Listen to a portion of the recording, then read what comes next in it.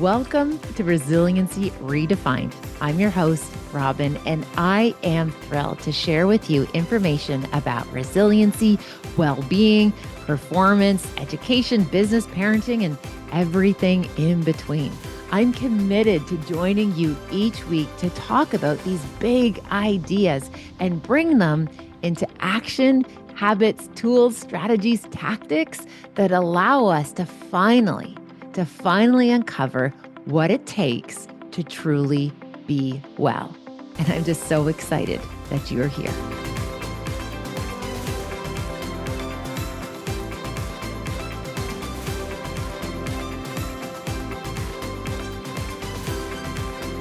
Hello and welcome back to Resiliency Redefined. I'm Robyne and I'm excited to spend this time with each and every one of you when we dive into the big topic of today. Feels pretty seasonal but appropriate, which is the topic of love.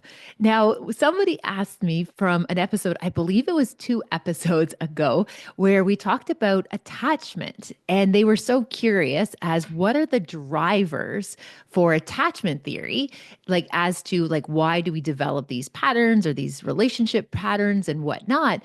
And it really comes down to attachment is a form of trust and love. So we thought, given that it is Valentine's Day, which is celebrated by many different groups right around the corner, why not talk a wee bit more about it here and now?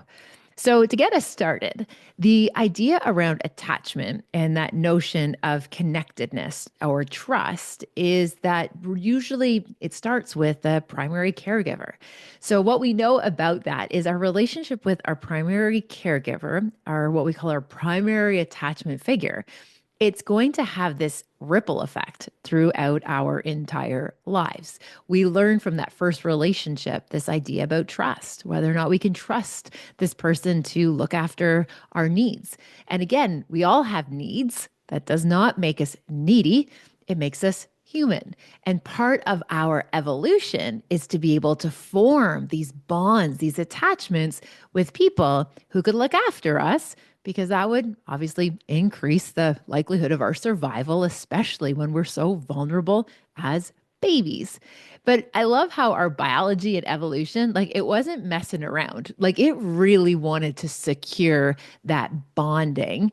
And it's even so extreme. This is what I love. And I remember teaching this in first year psychology, and my students would get so excited. Maybe not as excited as I was about this, but they were like, whoa, I didn't know that, Robyne. So again, biology doesn't muck around. It means business to the point where it wanted the baby to attach to its primary caregiver, and in most cases to mom, so significantly that if you took like the bend in a mom's elbow, so where like a mom would hold a baby's head. So if you imagine like a mom is feeding her baby, right? So she's breastfeeding her baby. The sight, the distance in which a baby can see is the distance between the mother's eyes and the child's eyes when they're in that position. So imagine the whole world is fuzzy to the baby until it sees its mother's face. And when it sees its mother's face and it has this opportunity for nourishment and affection, it starts to form the bond. This is why it's so important that we have this time, this cuddle time for our infants to be able to recognize. They already recognize our voice. Now we get to put a face to the sounds. So again, evolution wasn't messing around. So there's all of these parts of ourselves which set us up for bonding, for attachment. Okay, so why are we talking about this and what does this have to do? Well, love is a really fascinating construct because it changes us emotionally, physiologically, psychologically. The power of love is so significant. Now, we have, as I said, Valentine's Day just around the corner. And I want to share with you an experience I had. This was like years ago when I first started exploring work outside of the academy. And I remember I was interviewed on a podcast. Obviously, not my podcast. I was a guest. And it was around the season of Valentine's. And the interviewer asked me, they said, so, you're married, you're in this marriage. What was like the thing that you found or saw within your partner that like, this is the one? right? What was that kind of falling in love story, or what was that about? And again, we had had this massive interview about resiliency and stress and trauma. And they threw that question out as like kind of the last question, just like, oh, off the top of your head, why'd you pick your husband? Great question. Felt like it was a bigger than a speed round type of a response. But nevertheless, I said to the interviewer, I didn't even skip a beat. And I said, I met my husband, and something I knew about Jeff, why Jeff was the person for me, was because he was so good for my nervous system. I know, probably not the most romantic way of speaking about your partner, but the reality is, I couldn't even imagine a better compliment than hearing this person makes me feel safe.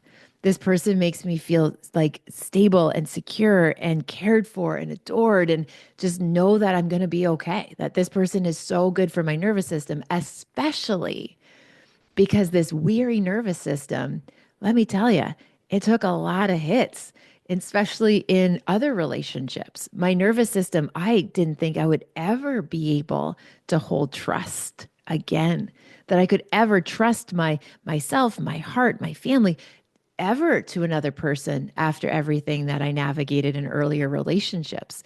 Like I had completely and utterly like signed off like a real relationship because I felt so vulnerable to ever put myself in that position again, that I wouldn't do that again. And then, unbeknownst to me, I just so happened to fall in love with my best friend and realize it's because you make my nervous system feel so safe.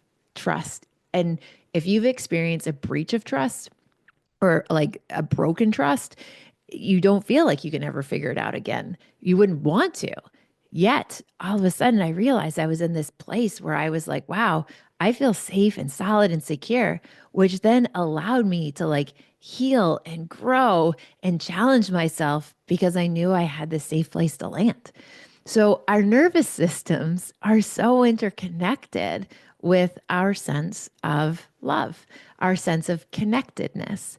And what's also really fascinating when we think about this is that we don't necessarily kind of pick and choose who our nervous system feels really safe around, right? Because remember, our nervous system so often is operating from a reactive state where it's like your brain on some deep level is making very quick decisions about where do I feel safe? Where do I not feel safe? So that brings in this component of like trusting our intuition. When our intuition and our trust, it's like, okay, hey, this is something pretty special.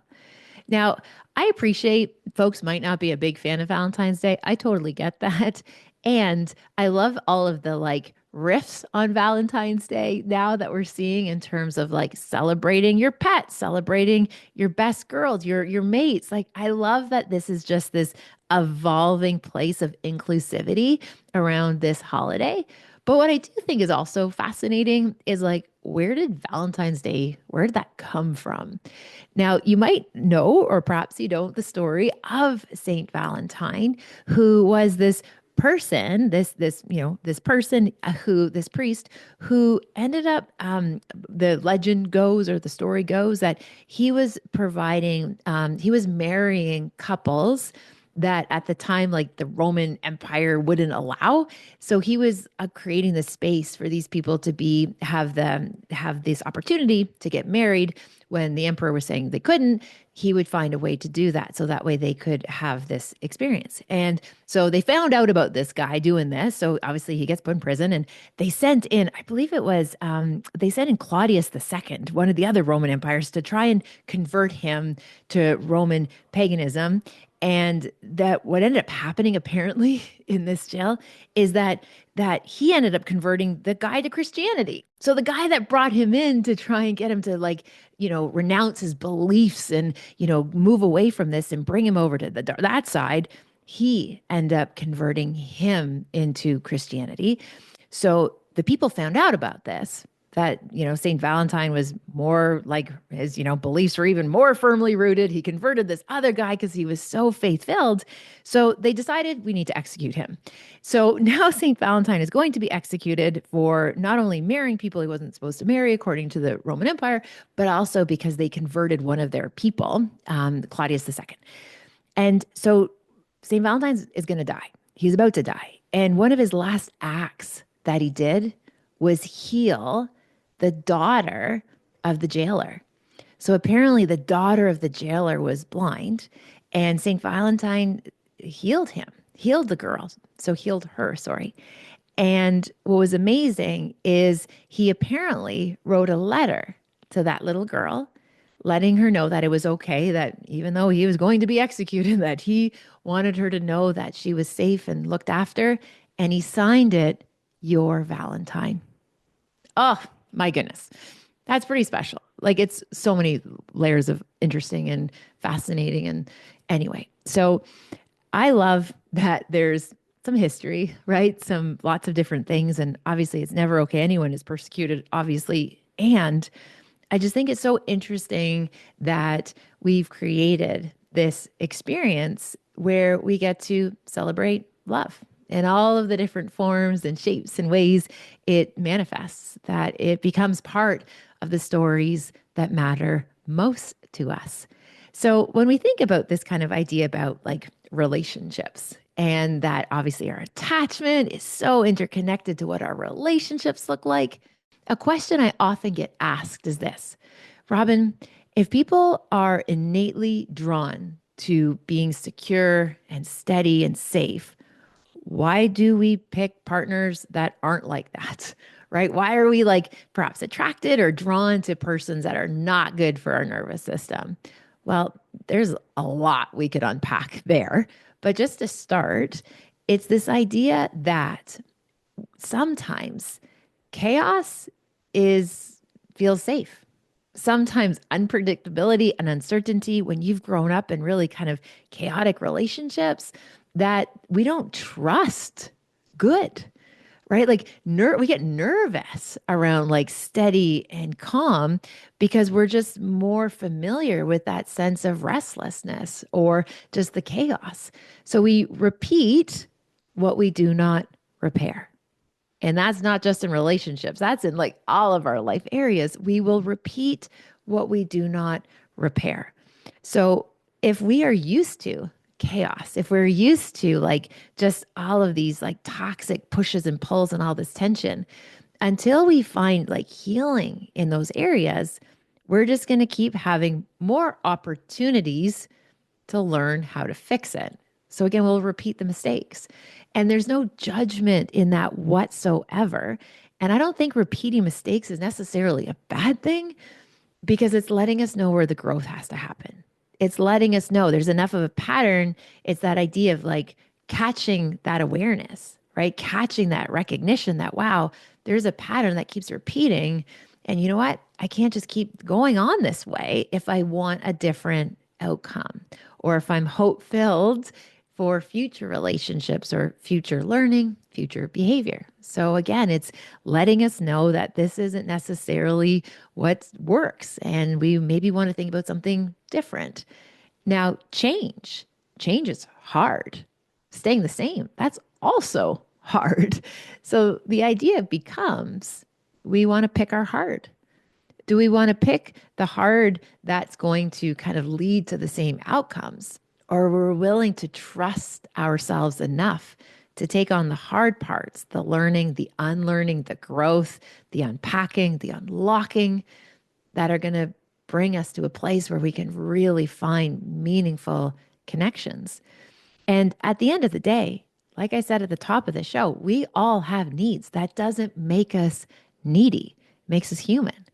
And I also think what's so important is that we recognize no one person is able to meet all of our needs, which means that it's important that we have that, trusted colleague at work who can help meet our needs for like unpacking the work learnings and the work challenges.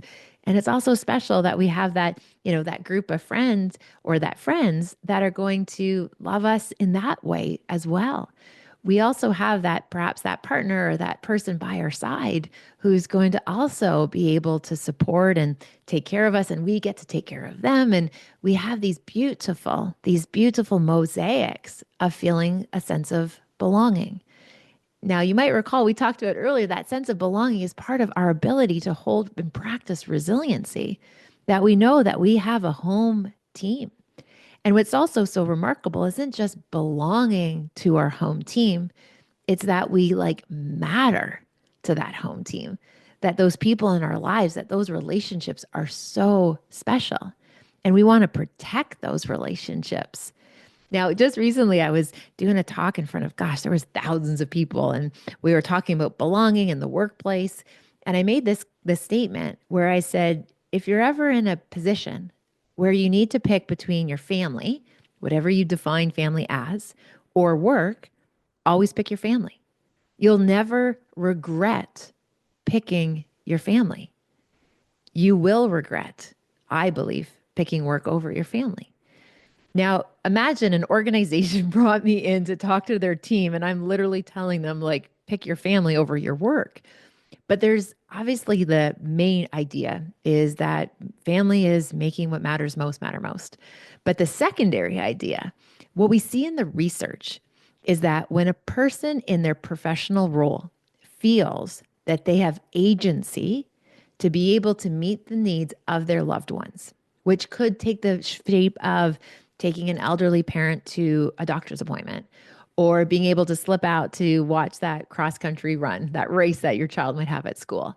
Or maybe it's to take your dog to the vet, right? Whatever that like agency you have to be able to facilitate those types, that piece of flexibility, the research shows that the byproduct that the employer will get if their people feel like they have a little bit of agency is loyalty.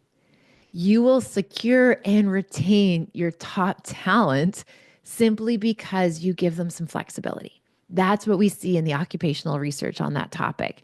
That when we give people just a little bit of agency, that they can do what they have to do in a meaningful way, you're going to get loyalty. And then you won't have to worry about retention or securing or attracting this top talent. People just want to be able to make what matters most matter most. So you can have, 90% of my time, no problem. But when I need my time to be able to show up for my family system and you make that possible for your teams, your groups, your organization, you're going to get great, great results because you give people that understanding of being that family centered, which is kind of fascinating.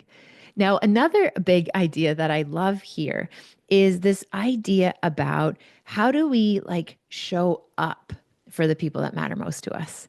And I recall when the children were little, I remember Ava was going through it one day and she said to me, why is it that you show up so differently for the boys when they're upset? But for me, you show up in a really different way. And my gosh, I was so curious and I just wanted to fix that for her. And I said, Ava, help me understand what you mean by that. First of all, I said, I believe you. Now, I didn't necessarily believe that I showed up differently.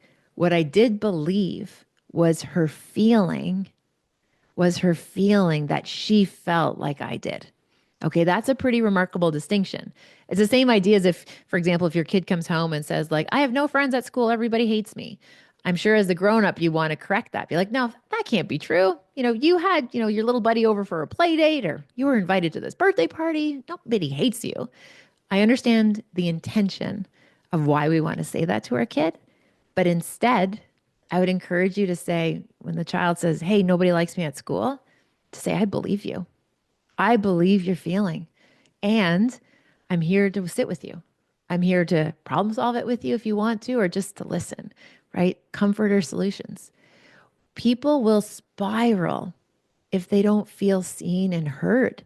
They'll feel like there's something wrong with them. And when people say, no, no, don't feel that way, it's like, no, but this is how I feel. I want people to honor the feeling. Again, this isn't gentle parenting because I think there's a whole whack of pieces about gentle parenting that don't really translate very well into practice. This is about people recognizing that we see their feelings and their feelings are valid, that their feelings matter. Whether you agree with it or not, we are saying, I believe you to the feeling. Okay, so back to the example with Ava. If you're still with me, which I totally hope you are, I asked her, I said, okay, help me see this through your eyes. Help me put the dots together, connect the dots. Help me see this through your eyes. And she said, when the boys are going through it, you like scoop them up, you cuddle them, you're like super affectionate. But when I'm there, you always give me space. You always kind of like push away. And in that moment, I was able to share with Ava. I said, sister, when you put on like your little earbuds and you pull up your hoodie and you like slam the door, you are not sending me any cues that you want me to go in for a hug. You're not sending me any cues when you push away that you want me to come with you into that moment. And I remember she looked at me with these big brown eyes. Gosh, Ava's got these amazing big brown eyes. And she looked at me and she's like, Mama, that's when I need you the most. I need you the most there. So this was this invitation that even though all my body language and those big feelings were kind of taking over, and again, that shutting down, that pulling away, she's like, Mama, that's when I need you the most to come and find me. Yeah. So, oh, that gets me, I tell you. I just appreciate the power, speaking of relationships, about the power and the beauty of relationship repair, where we're able to say, thank you for telling me that. I want to do better. I want to find you when you need to be found because that's my job, right? That's my vocation to be able to do that for my girl. I still remember, oh my gosh, the day that, I had little Hunter and here I was with this brand new baby looking at his little face and he was screaming his face off. And I felt probably I was screaming my face off at the same time. But I remember looking at him and I had never felt before in my life this like calling to want to be somebody, someone. I remember sitting there in that hospital being like, I so want to be your someone, right? When you need someone, like, I want to be your someone that you will always be able to count on. And when I think about our relationships and this interconnectedness, we also are gifted this beautiful component of relationship repair. When we drop the ball, trusting ourselves, trusting the relationship enough to say, I want to do better. I want to learn. I want to understand. I want to put those A to B's together to see your perspective. I think that's part of what this is all about, learning how to do that dance with one another. And on that note, I also think some great wisdom from the late Tupac fits in here because there's some relationships we're done. And a question I often get asked is, Robyne, what would you tell your younger self? What I would have so many things to tell her, let me tell you. One of them that sticks out is this idea to let go sooner. Don't stick around in relationships that are so broken or toxic in the name of loyalty or in the name of commitment. Like, learn to walk away sooner. Like, do not stay where you are not safe and you are not sound. And one of the things that how this connects to Tupac, in case you're wondering, I'm sorry, did you just reference Tupac? And now we're talking about this. There's a quote attributed to Tupac that says, I don't want you to starve. I just don't want you to sit at my table anymore. And that idea being is like, we can wish people well from afar, right? It's not that we want these people to go hungry, but we just recognize you're not sitting at my table anymore. And there's going to be other relationships that come what may, we're going to always keep inviting them back to the table, right? That might be with a parent, it could be a sibling, but it also could be a loved one, could be a really special friendship where it's like, you know what, through thick and thin, I'm going to keep inviting you to that table. We're going to find a way. I'll always keep that open. But then there's also a time when we recognize that we want them to find dinner at another table. And there's nothing wrong with that. That's part of our ability to grow, to heal, to be able to have a really good life where we recognize how we can be of service, but also how we can receive. Okay, my friends, I totally didn't even look at the time when I hit it record. So I apologize if this has gone into overtime. However, you may or may not be choosing to celebrate February the 14th. Maybe you want to do a little throwback to St. Valentine and just note the notion that perhaps he wrote this letter to this little girl after he healed her and said, You're Valentine. Maybe you want to send that card in maybe a little bit of a different way. Maybe you just want to say it's just another day and it's totally commercialized and forget it. That's okay too. There's a place for everyone here. And my invitation for you, though, the one little takeaway, if I can give you just a dash of homework, is in the next 24 hours, I want you to do something for yourself as a little bit of a celebration on how far you've come. Just like a little tiny recognition, whatever that looks like. Maybe it's just a really mindful cup of coffee where you're like, you know what, I'm going to take this next 5 to 7 minutes and I'm just going to really celebrate the good work that I've done to this point.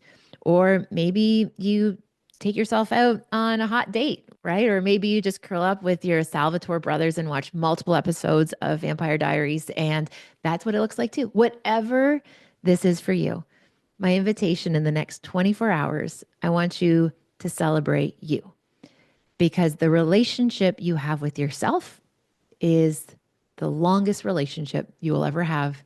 As Bowlby said, from cradle to grave in your life is the relationship with yourself. And I want you to make sure that relationship is locked in and solid, and you're making it matter most, because it does matter most. And that is not selfish.